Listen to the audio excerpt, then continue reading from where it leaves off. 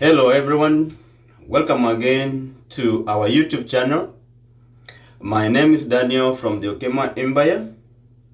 Today we'll be discussing about how long would it take you to bring your family to the United States if you didn't travel with them the first time you moved to the United States.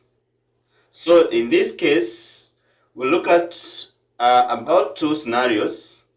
The first scenario is where you go with your family for the visa interview, get your visas, but during the time of travel, you travel alone as the principal applicant, go to the United States, look for a job, work, and within the 6 months, once you have settled, come back to your country and pick your dependents.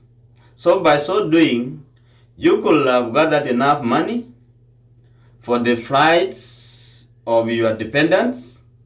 You could have gotten enough money after working for a while in the United States. You could have moved from your host. You have gotten your own apartment.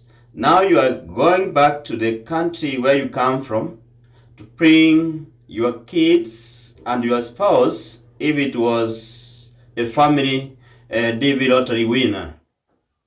So in this case, it saves you a lot, more especially when you win and you don't have enough finances to process their flights.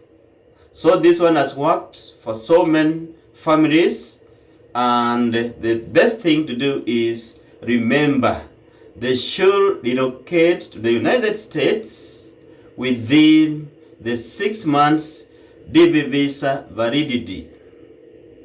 Scenario number 2 is where you don't book them for the visa interview.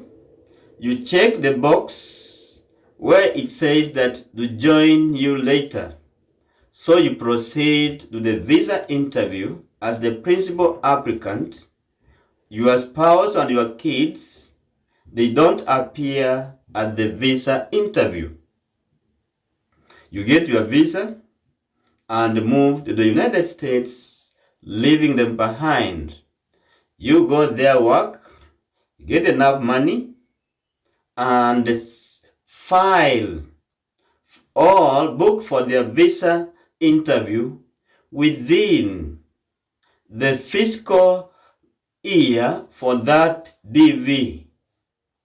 If the fiscal year ends at September 3rd, make sure that they go for their visa interviews through your booking within that fiscal year. If they don't go for the visa interview within the fiscal DV year, they forgo their winning privilege.